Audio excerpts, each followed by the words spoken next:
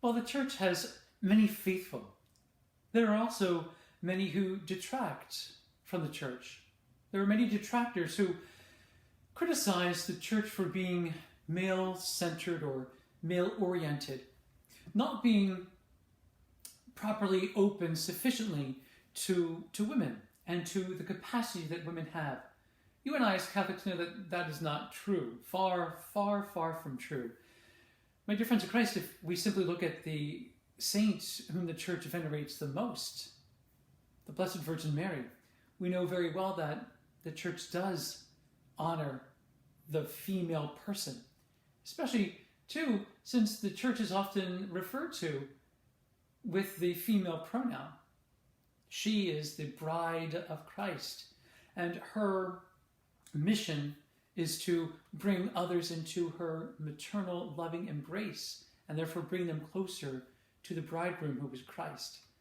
So the church truly venerates and honors the female person, and we see that especially today with the feast of Saint Scholastica.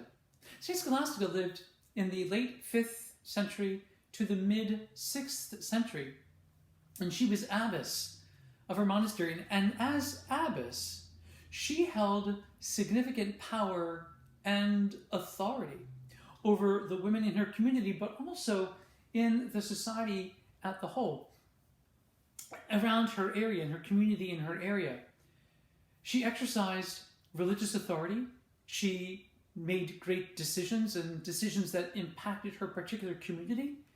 Any abbess would do that, and she did it out of great love and service, never thinking that because she's a female or because her brother, her twin brother, St. Benedict, is a male, that she was any less.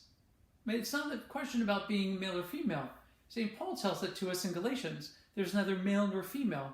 It's simply disciples of Christ.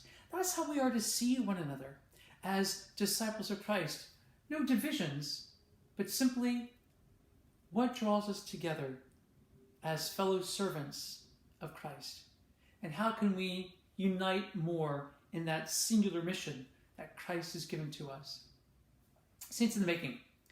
On this feast of Saint Scholastica, who was so beautifully united in life to her brother, Saint Benedict, and who was buried in the same tomb as he was, although she predeceased him. So really, I should say, he was buried in the same tomb that she was.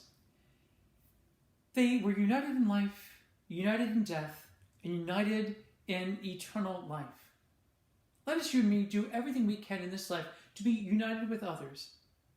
Yes, there will be differences. And yes, in many ways, there will be divisions.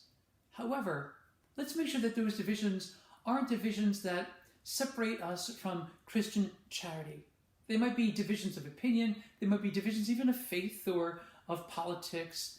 But nevertheless, let us seek unity. Let us seek unification. Let us seek oneness by bringing others into the fold.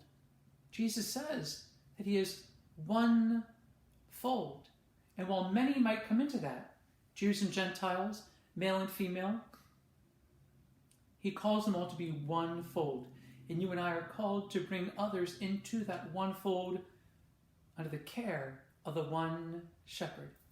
My dear friends of Christ, if we can do this, we can all be one by making space for grace.